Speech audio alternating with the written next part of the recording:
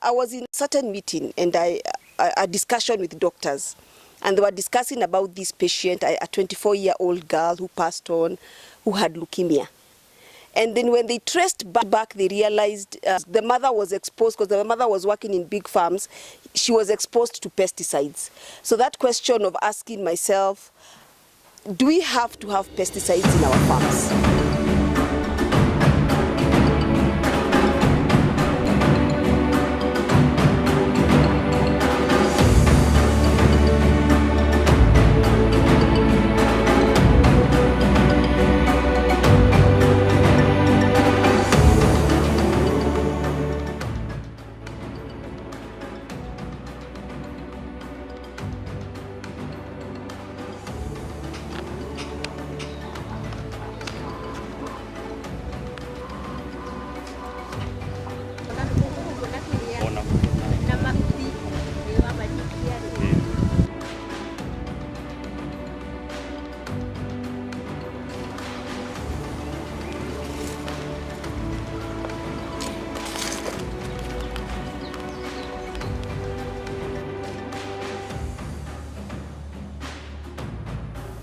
Anatuonyesha, anatuambia tusipige dawa hii ya dukani.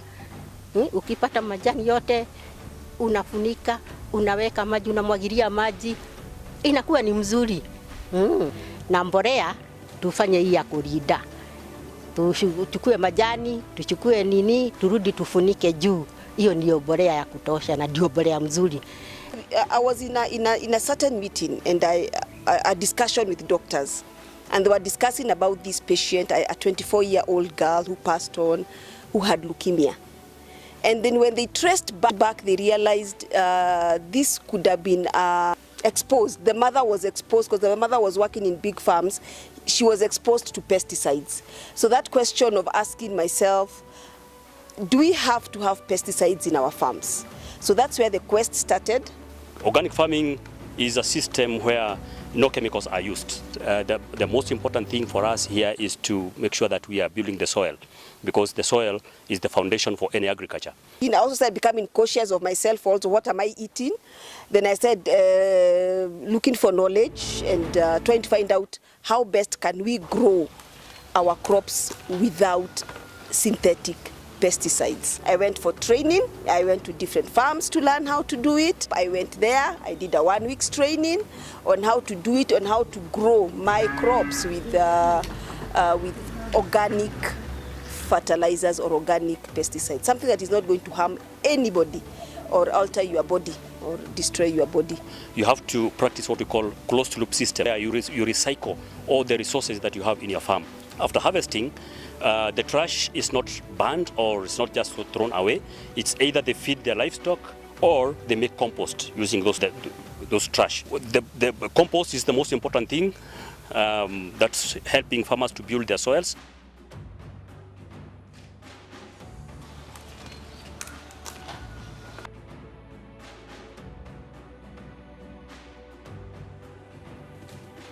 We are pig farmers. We started doing pig farming for some time. Then at one point our pigs had an issue. There was a virus called parvovirus that attacked our pigs, and that's where we thought of doing crop farming also. Fortunately, it complements with crop, because what we get from the pigs, the manure, goes through the biodigester. We get organic fertilizer for our vegetables. Because our soils are totally dead. Because the pH right now, if you test the soils in Kenya, mostly the pH is 4.8 and below. And that means that the soils are acidic. And so for you to revive the soil and bring the acidity level to the acceptable level, you have to add in compost. Kutoka siku hiyo nilikataa kutumia hii dawa ya madukani, inanisaidia. Na unalima unakuta vitu yako ni mzuri, isipokuwa sasa ni kutoa tumetolea watu. Matawa yake inakuanga mzuri sauli ya hiyo borea. Kwanza hii borea ya kulinda ni mzuri. Tulianza 2011 ndio tulianza kulima hiyo ukulima organic. Nikiingia hapa na kama masaa mawili nimemaliza na ninaenda kazi nyingine. Niko na 74. Na ninafurahia hii kazi. Ukulima hauna madhara yoyote, kwa maana tutatumia kitu kama fertilizer.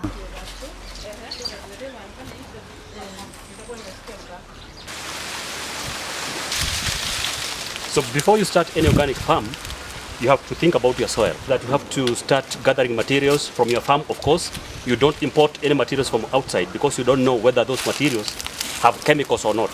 And they use two types of materials. One of the materials that they use is the immature materials.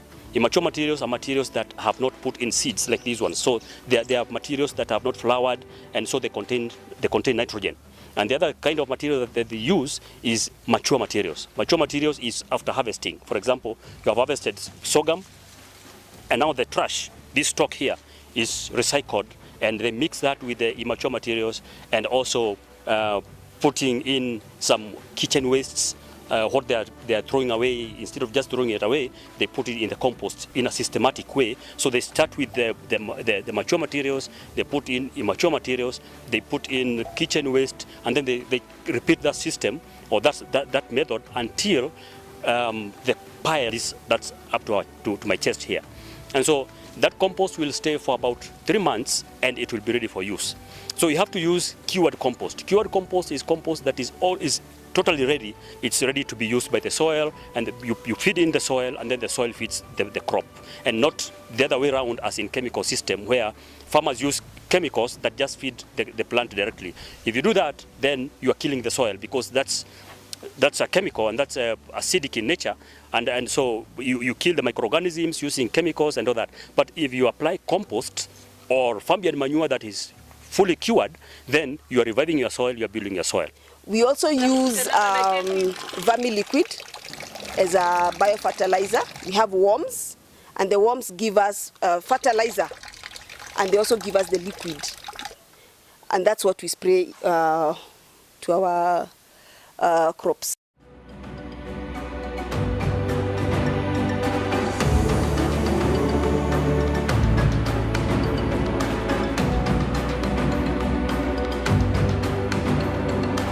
The other type of compost that we use is called vermicompost.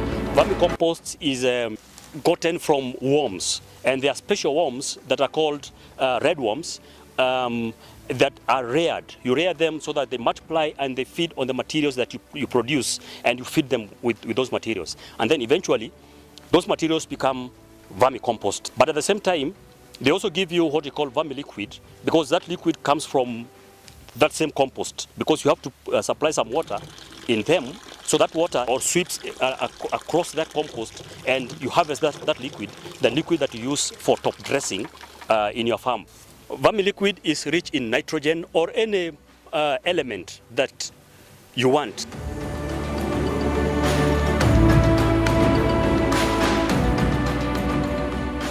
The concept of organic farming is not to kill the pests. The concept is to repel the pests and to attract the beneficial pests. Because if you attract the beneficial pests, the bad ones will, they'll run away. So you can be able to extract or harvest the element from the vermiliquid depending on what you have fed those worms with. So if you want to harvest or to extract nitrogen out of the vermicompost, then you have to feed those worms with materials that are rich in nitrogen.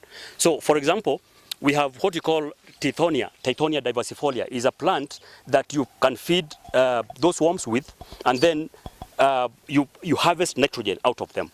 Or if you want to harvest phosphorus, then you look at a plant that is rich in phosphorus, and then you feed those worms with that. And then what you get from there is rich in the nutrient that you have used in feeding those worms with.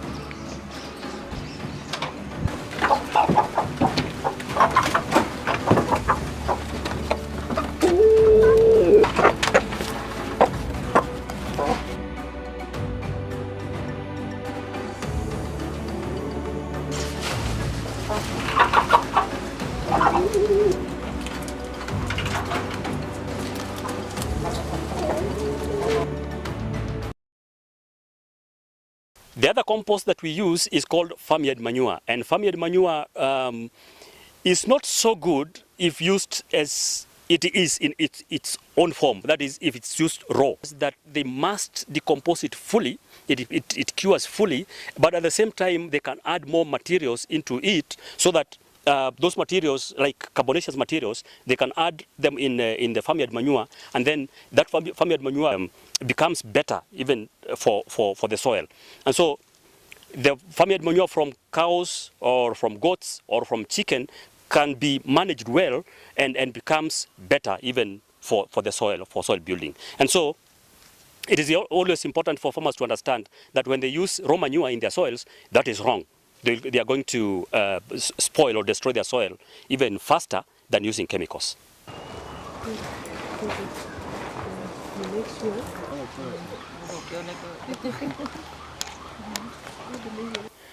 Overall, we reach over 2 million farmers in Kenya. We have a presence in 42 out of the 47 counties in Kenya. In 2010, there was a resolution by African governments that all governments in Africa should promote organic agriculture. And Peram Kenya, we have been central in this process of ensuring that organic agriculture is promoted in Kenya. We are members of Continental Steering Committee, which is there to oversee that the governments of Africa are promoting organic agriculture. To contribute also to the Big Four agenda of safe and nutritious food in Kenya. We believe the only way to achieve food security is by promoting organic agriculture for safe and nutritious food. There is a lot of increase of diseases, especially cancers, and which are being related with the kind of food that we are taking as citizens of Kenya. And therefore, one way of producing safe food is by ensuring that we are using limited amount of pesticides, and therefore to ensure that we are promoting organic agriculture where farmers are using resources that they are having in their farms to make compost, and also they are using the locally available botanical plants to produce biopesticides to control pests and diseases in their farm. My challenge as an organic farmer is getting organic, especially organic pesticides, especially if you get something that is not common. So you'll either end up that crop kufe kabisa, because you can't use anything. I don't use synthetic. That's the main challenge.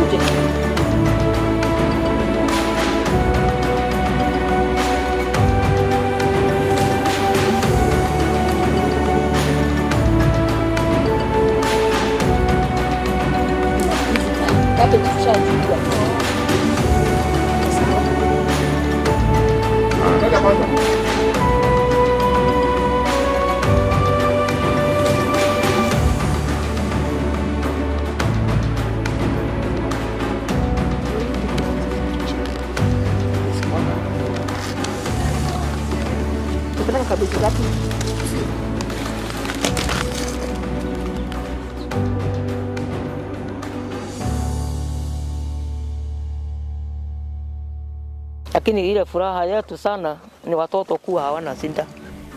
Tunaona sasa ni mzuri, na sisi tunaona kitu kidogo kia kujisaidia. Sasa tunashukuru sana Mungu. Sio capsicum. Unaje hiyo story? Hivi ndio alikuwa anakuambiaga.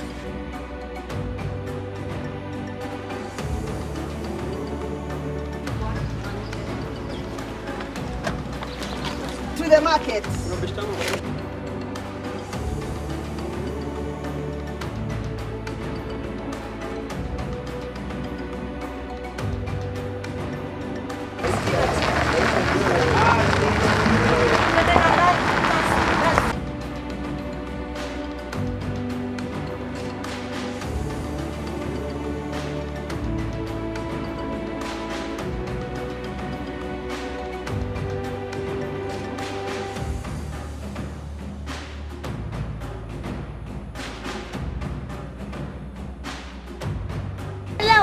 Endelea hapo. Endelea wapi?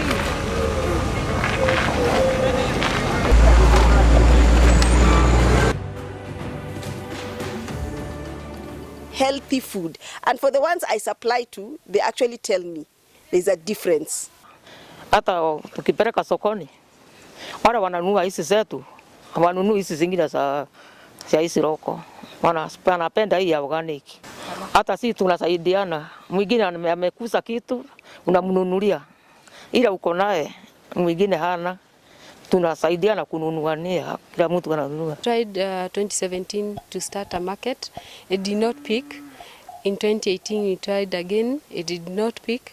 But in 2019 we succeeded with we started a market in Nairobi Garden Estate, and with those farmers it succeeded. So we also decided to duplicate the same in Kiserian, and in 2019 Kiserian started until Corona came, when again it went a bit down, and for now we are coming back slowly. I would say we work with more than 500 farmers, but those who come to the market are about 40 or 35 to 40, in both markets, here in Kiserian and in Garden Estate.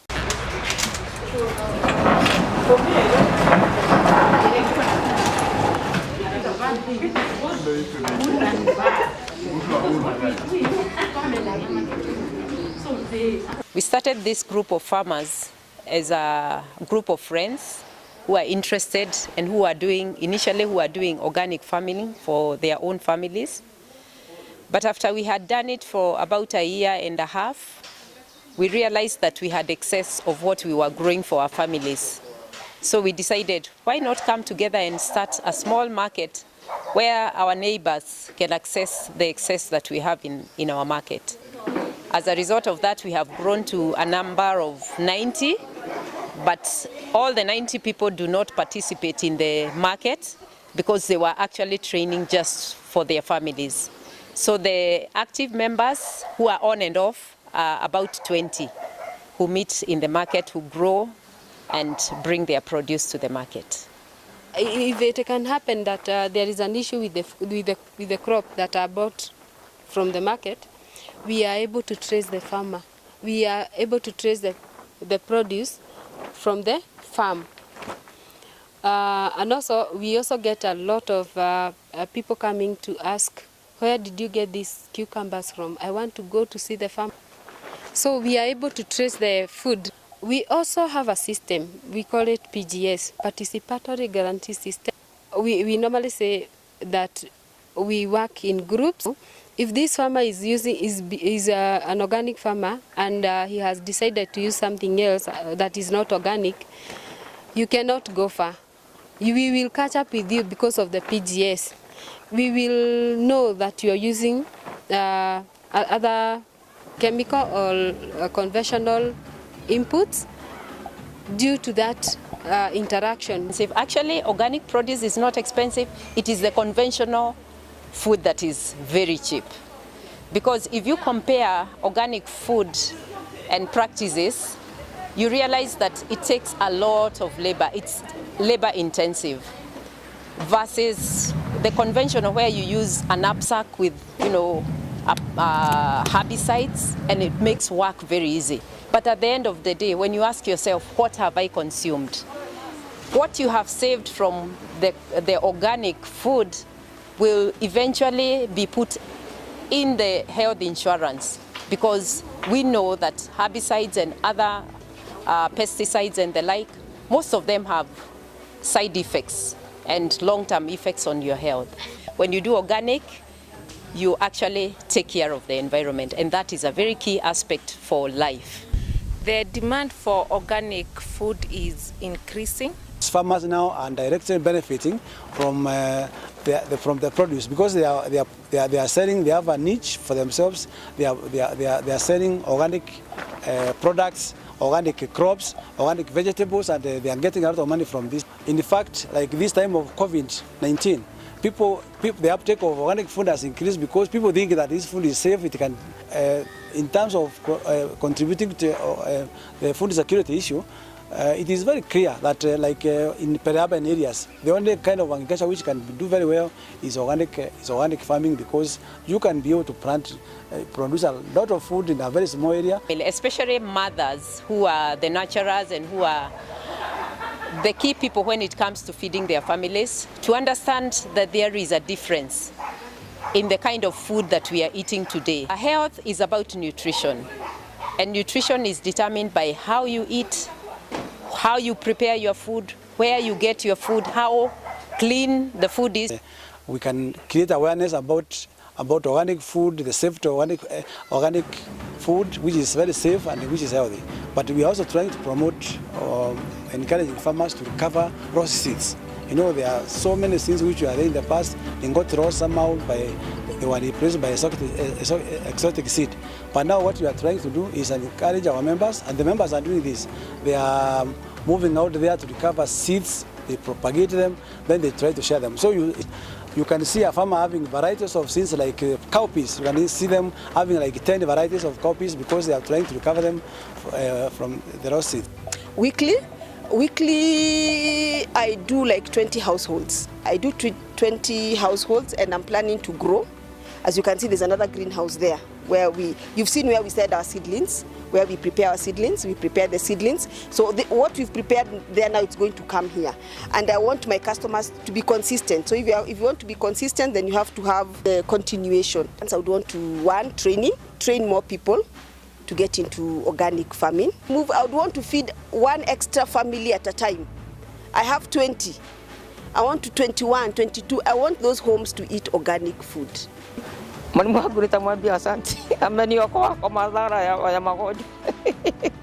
Ninafurahia sana. Na sisi tunaona kitu kidogo kia kujisaidia. Sasa tunashukuru sana Mungu. So women, make the right choice for your families. One way of loving your family is giving them organic food. We plan to increase the number of the organic farmers, and not necessarily for market, but to sensitize people to eat organic food. Organic food is healthy. Organic food is it is a way to go. To avoid so many diseases that are coming along, we'll have to eat organic food. So for mothers who are bringing up their children and for the future, we would want to educate them on how important it is to have good food, teach their children how to grow basic, vegetables in their backyard or even in their balcony.